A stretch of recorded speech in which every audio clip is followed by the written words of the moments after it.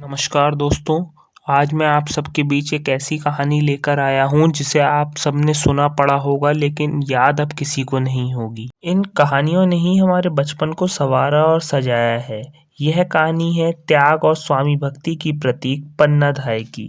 16वीं शताब्दी में राजस्थान के चित्तौड़गढ़ में राणा सांगा का शासन हुआ करता था। उनकी पत्नी का नाम महारानी कर्णावती था। उनके दो पुत्र विक्रमादित्य सिंह और उदय सिंह द्वितीय थे। राणा सांगा को उनके ही सरदारों ने जहर देकर मार दिया था। उस समय उदय सिंह बहुत छोटे थे और विक्रमादित्य सिंह को महाराज बनाया गया था। महारानी कर्णावती ने भी बहादुर शाह के आक्रमण के दौरान जौहर कर लिया था। उससे पहले वह अपने पुत्र उदय सिंह की लालन पालन की जिम्मेदारी पन्ना पर छोड़ गई थी। पन्ना एक सेविका थीं, लेकिन उदय सिंह को दूध पिलाने के कारण वह उनकी धाय माँ कहलाती थीं। उनका पुत्र चंदन और उदय सिंह साथ साथ बड़े हुए।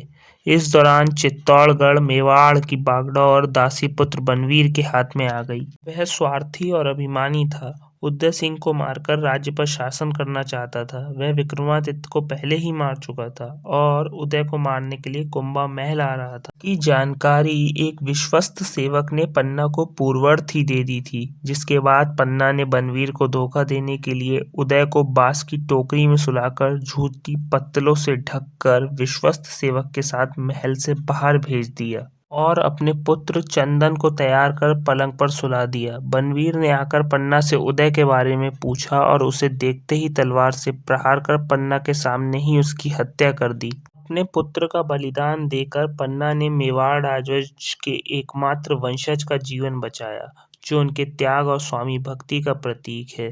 पन्ना की कहानी मेवाड़ के इतिहास में एक महत्वपूर्ण स्थान रखती है।